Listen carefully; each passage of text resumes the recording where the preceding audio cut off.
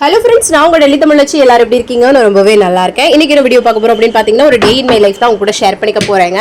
இதில் வந்து பார்த்தீங்கன்னா என்ன சொல்றது, நிறைய பேர் வந்து சில கொஸ்டின் கேட்குறீங்க, அதையுமே இடையில ஷேர் பண்ணுறேன். ஸோ நிறைய பேர் வந்து சொல்கிறீங்க, அக்கா லீவ் எல்லாம் முடியட்டும், ஒரு மாதம் முடியட்டும், அதுக்கப்புறமா நம்ம வந்து ஸ்டார்ட் பண்ணிக்கலாம் அப்படின்னு சொல்லிட்டு. கொஞ்சம் சாப்பிட்டா கூட எனக்கு வெயிட் வந்து ஏறிடுங்க, டக்குன்னு எனக்கு ஏறிடும். ஸோ கொஞ்சம் அசால்ட்டாக விட்டால் சரி, நான் 1 வீக் எப்போயுமே டைம் எடுப்பேன் இல்லையா, அது வந்து சாப்பிட்டுட்டு நம்ம வந்து நார்மலாக வந்து டயட் பண்ண ஆரம்பிச்சிடுவேன். ஏன்னா இல்லைன்னா எனக்கு ரொம்ப குபுக்குன்னு ஏறிடும். ஸோ எனக்கு என்னை பார்த்தா உங்களுக்கு எப்படி வெயிட் ஏறின மாதிரி இருக்கா என்னன்றதை கமெண்ட்டில் மறக்காமல் சொல்லுங்கள். ஏன்னா எனக்கு ஒரு டக்குன்னு உடம்பு ஏறிடுமா, அதான் வந்து சரி குறைச்சிக்கலாம் அப்படின்னு சொல்லிட்டு. ஸோ சேலஞ்சாக தான் போகலாமா இல்லைன்னு கன்ஃபியூஸ்டாக இருக்குங்க. கொஞ்சம் ஏதாவது எல்லாருமே சொல்லுங்கள் சரிங்களா. ஸோ அதுக்கப்புறமா காலையில் பிரேக்ஃபாஸ்ட் வந்து பார்த்திங்கன்னா, பிரேக்ஃபாஸ்ட் இல்லை, லஞ்ச் பாக்ஸுக்கு இட்லி தான் வந்து ஊற்றிட்டு அதுக்கப்புறமா என் பையன் சொல்லிட்டாங்க இட்லி தான் வேணும் அப்படின்னு சொல்லுவாங்க. அப்புறம் ஆர்டர் பண்ணி மாவு வாங்கி அது பண்ணிவிட்டு கேரட் சட்னி எப்பவும் போல் பண்ணிவிட்டு காஃபியும் இடையில ஹஸ்பண்டுக்கு போட்டு கொடுத்துட்டேன். இட்லி மாவு ஓரளவுக்கு நல்லா இருந்துச்சுங்க. ஸோ அதையும் ஊற்றி எடுத்துகிட்டு எப்பவும் போல் நம்ம வந்து சட்னியில் கடைசியாக கொத்தமல்லி தழை போட்டோம்னா ரொம்ப நல்லாயிருக்கும். ஸோ அதையும் போட்டு நல்லா சுருட்டி எடுத்துக்கிறேங்க. ஸோ அதுக்கப்புறமா வந்து பார்த்திங்கன்னா சட்னியை வந்து ஆற வச்சு அதுக்கப்புறமா அப்படியே வந்து அரைச்சி எடுத்துக்கிறேன். அதுக்கப்புறம் இட்லி சட்னி வச்சுட்டு அப்புறம் ஃப்ரூட்ஸும் கட் பண்ணி வச்சு பேக் பண்ணியாச்சு லஞ்ச் பாக்ஸுக்கு. அதுக்கப்புறமா வந்து பார்த்திங்கன்னா இது இருக்கு இல்லையா, பாலும் வந்து ஆற்றி கொடுத்துலான்ட்டு அதையும் ஆற்றி கொடுத்துட்டு அப்புறம் ஸ்கூலுக்கு வந்து ஹஸ்பண்ட் எப்பவும் போல் பிள்ளைங்களை கிளப்பி கூட்டிகிட்டு போய் விடுறதுக்கு. அதுக்கப்புறம் நம்மளும் சரி தட்டைப்பயிர் இருந்தது, சரி அதை வந்து வறுத்துட்டு வேக வச்சிடலாம், அப்புறமா டக்குன்னு குழம்பு வச்சிடலாம். கொஞ்சம் நேரம் கூட இப்போ டைம் வேஸ்ட் பண்ணுறதே இல்லைங்க, ஏன்னா டைம் எனக்கு 10 மாட்டிக்குது. ஸோ அதனால் இந்த சிவப்பு தட்டைப்பயிர்னா குட்டி குட்டியாக இருந்துச்சுங்க. எனக்கு இந்த தட்டைப்பயிர்னாவே ரொம்ப பிடிக்கும். ஸோ அதனால் தமிழ் கடையில் எனக்கு வாங்கிட்டு வந்தேன்னு சொன்னேன். ஸோ அதுதான் நல்லா வந்து பார்த்திங்கன்னா வறுத்துட்டு அப்புறம் தண்ணி சேர்த்து அப்புறமா உப்பு போட்டு நம்ம குக்கரில் வந்து ஒரு 2-3 விசில் விட்டோம்னா நல்லாயிருக்கும். ஸோ அந்த மாதிரி போட்டு எடுத்துக்கிட்டேங்க.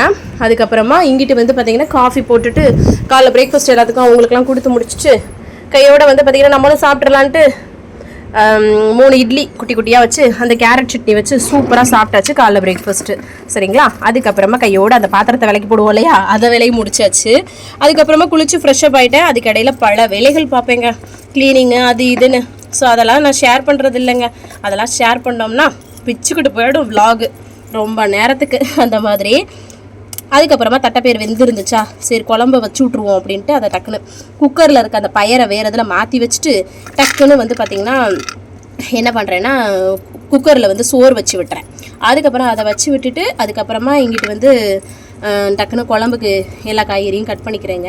கடாயில் எண்ணெய் சூடு பண்ணிவிட்டு கடுகு வெந்தயம் போட்டு பொரிய விட்டுக்கலாங்க.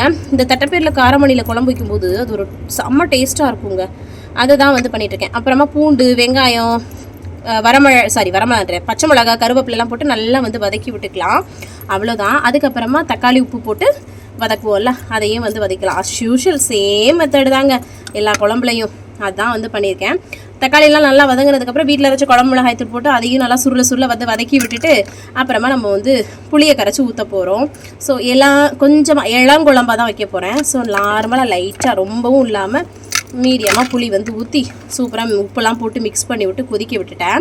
ஸோ அதுக்கப்புறமா கொதிச்சதுக்கப்புறம் நம்ம வேக வச்சு அந்த தட்டைப்பயிரை சேர்த்து நம்ம வந்து பார்த்திங்கன்னா குழம்பு வந்து ரெடி பண்ணிடலாம், அவ்வளோதான். மிக்ஸ் பண்ணி உப்பெல்லாம் பார்த்துட்டு நல்லா கொதி விட்டதுக்கப்புறம் கொத்தமல்லி தழை, அதுதாங்க ரொம்ப முக்கியம், நல்லா இருக்கும் அந்த கொத்தமல்லி தழை போடும்போது வாசனையாக. அதையும் போட்டு இறக்கியாச்சு, குழம்பு ரெடி ஆகிடுச்சுங்க. அதை ரெடி பண்ணி வச்சுட்டு டக்குன்னு 12:20 ஆகிடுச்சு. 12:30 அவனுக்கு ஸ்கூல் இல்லையா, டக்குன்னு கிளம்பிட்டேங்க. விக்குன்னு நடந்து அவனை கூப்பிட்றதுக்கு அங்கே கூட்டிகிட்டு போனால் வெயில் இல்லையா, இந்த மாதிரி ஹேண்ட்கியை தாங்க கட்டி விட்டுக்கிறது. ஏன்னா பயங்கர வெயில், கொடையை பிடிச்சிக்கிட்டு ரோட்டில் நடக்க முடியலைங்க இந்த பசங்களை வச்சுக்கிட்டு, அதனால் அந்த பண்ணுறது அப்படி. அதுக்கப்புறமா வந்து பார்த்திங்கன்னா டக்குன்னு அவனையும் ஒரு ஹேண்ட்கி கட்டிட்டு கொஞ்சம் தூரம் கொஞ்சம் தூரம் அவனை நிப்பாட்ட அப்படின்னு கூட்டிகிட்டு வந்தேங்க. அதுக்கப்புறமா வந்துட்டு சரின்னு டக்குன்னு அவனை வந்து குளிச்சு ஃப்ரெஷ்ஷப் பண்ணி விட்டுட்டு அதுக்கப்புறம் குக்கர் ஓப்பன் பண்ணால் சாதம் சூப்பராக ரெடியாக இருக்குது. அதை கிளறி விட்டுட்டு அப்புறமா கடாயில் எண்ணெய் சூடு பண்ணிவிட்டு முட்டைக்கோசும் கேரட்டும் வந்து கட் பண்ணி வச்சேங்க. அதை பொரியல் பண்ணிடலான்னு கடுகு வெங்காயம் வரமிளகா கருவேப்பிலெல்லாம் போட்டு தாளித்து விட்டு அந்த மாதிரி தான் வந்து பண்ணுறேன். நல்லா வந்து வதக்கி விட்டுக்கலாங்க. ஸோ இது எல்லாமே நல்லா வதங்கினதுக்கப்புறமா நம்ம வந்து கேரட்டை ஃபஸ்ட்டு வந்து சேர்த்துக்கலாம். கேரட்டை சேர்த்து நம்ம வந்து ஃபஸ்ட்டு வதக்கி விட்டுக்கலாம். ஏன்னா கேரட்டை துருவி போட்டிருந்தா முட்டைக்கோசும் கேரட்டையும் ஒன்றா போட்டுருந்துருக்கலாம். இன்னும் கொஞ்சம் துண்டாக கட் பண்ணிட்டேன் நான் கொஞ்சம், அதனால் அதை ஃபஸ்ட்டு வதக்கி விட்டுட்டு அதுக்கப்புறம் முட்டைக்கோசை சேர்த்து நல்லா வந்து வதக்கி விட்டுக்கிட்டேன். ஸோ இதெல்லாமே நல்லா வதங்கினதுக்கப்புறமா நம்ம வந்து உப்பு போட்டு கிளறி எடுத்தோம்னா முட்டைக்கோஸ் கேரட் பொரியல் ரெடி ஆகிடுங்க. முட்டைக்கோஸ் கேரட் பொரியல் இதெல்லாம் ரொம்ப நல்லதுங்க. ஆயில் கம்மியாக யூஸ் பண்ணி நீங்கள் வந்து சாப்பிடும்போது நல்ல ஃபைபர் கிடைக்கும். இதிலே நீங்கள் வந்து முட்டையை உடச்சு விட்டும் கிளறி அப்படியும் சாப்பிடலாம், சூப்பராக இருக்கும். ஸோ அதுக்கப்புறமா இதை பண்ணி வச்சுட்டு கவலை ஸ்கூலுக்கு கூப்பிட்றதுக்காக 140க்கு கிளம்பிட்டேன். அங்கே வந்து 150க்கு 10 நிமிஷம் நடக்கிற கேப்புங்க. அப்புறம் அவனையும் கூட்டிகிட்டு வந்துட்டு குளிச்சு ஃப்ரெஷ்அப் பண்ணி விட்டுட்டு அப்புறமா நாங்கள் மதியம் லஞ்சு அம்மாச்சிக்கெலாம் கொடுத்துட்டு நானுமே சாப்பிட்றேங்க. சாதம், தட்டைப்பயிர் குழம்பு, முட்டைக்கோஸ் கேரட் பொரியல் வச்சு செம்மையாக சாப்பிட்டாச்சு. சூப்பராக இருக்குங்க. இந்த காம்போ எனக்கு ரொம்ப பிடிக்கும். எனக்கு தட்டைப்பயிர் குழம்புனாவே அவ்வளோ பிடிக்கும். செம்மையாக சாப்பிட்டு முடிச்சுட்டு கையோட பாத்திரத்தெல்லாம் கழுவி போட்டு அந்த வேலையை முடிச்சுட்டு வீடியோ எடிட்டிங் அதெல்லாம் பண்ணிட்டு இருந்தேங்க. அப்புறம் ஈவினிங் ஆயிடுச்சு. கவனை போய் ஸ்கூலில் விடுறதுக்கு டியூஷனில் விடுறதுக்காக கிளம்பிட்டு அவனை கொண்டு போய் விட்டுட்டு வந்துட்டு அப்புறமா வந்து பார்த்தீங்கன்னா ஈவினிங் ஆயிடுச்சு. அம்மாச்சிக்கு ஒரு காஃபியை போட்டு கொடுத்துட்டேன். அப்புறமா வந்து சும்மா தான் மற்ற வேலைகள் பார்த்துட்டு அபேகஸ் கிளாஸ்லாம் அட்டென்ட் பண்ணுறாங்களா அதெல்லாம் பண்ணிட்டு இருந்தோம். அப்புறம் ஹஸ்பண்ட் வந்து வந்தாங்களா, ஸோ வந்ததும் பேக்கை வந்து வாங்கி உள்ளே வச்சுட்டு கடைக்கு கூட்டிகிட்டு போயிட்டாங்க. போய் முட்டை ட்ரை வாங்கிட்டு வரலாம் அப்படின்னு சொல்லிட்டு. ஸோ அதுக்காக தான் வந்து கிளம்பியாச்சுங்க. முனிர்க்கா தான் வந்திருக்கோம். முனிர்க்காவில் போய்ட்டு முட்டை ட்ரை வாங்கலான்ட்டு. இந்த கடையில் கம்மியாக இருக்கும். மற்ற எங்கள் பக்கத்தில் இருக்க கடையிலலாம் வந்து பார்த்திங்கன்னா 30-40 ரூபா அதிகமாக இருக்கும். சரி நம்ம பிள்ளைங்களும் ரவுண்ட் அடிச்சுட்டு அப்படியே போயிட்டு வரலான்ட்டு போகிறதுங்க. இங்கே பாருங்களேன், அந்த முட்டைக்காரர்கிட்ட பெரிய பெரிய முட்டையாக வைக்க பையான்னு சொல்லிட்டு இவர் எப்போயுமே போய் வாங்குற கடைனால செம்ம கலாய். இப்படி தாங்க சார் முட்டையே கோழியே இப்படி தான் சார் போடுது அப்படின்னு சொல்லிட்டு கலாய்ச்சிட்டு இருந்தாங்க. ஸோ அதுக்கப்புறமா போயிட்டு வந்தோங்க. வந்துட்டு அதுக்கப்புறமா அந்த கடைக்கிட்டே பாருங்கள் மோமோஸ் கடையெல்லாம் கூட இருக்குது. ஸோ கொஞ்சம் ரிலாக்ஸாக இருந்துச்சுங்க. நைட் டயத்தில் நம்ம ஃபேமிலியோடு இந்த மாதிரி போயிட்டு வரதும் அது ஒரு மாதிரி ஒரு ஃபீல் தான். அப்புறமா கடையில் சில சாமானை வாங்கிட்டு நாங்கள் வந்து கிளம்பிட்டோம். நாங்கள் உண்மையாகவே மனசுக்கு பாருங்க, அவரும் டயர்டில் தான் வருவார். பட் எங்களோட சந்தோஷத்தையும் யோசித்து பார்த்து கூப்பிட்டு போகிறாரு பாருங்களேன். அவங்களும் வீட்டுக்குள்ளே தானே கிடக்குறாங்க அப்படின்னு சொல்லிட்டு.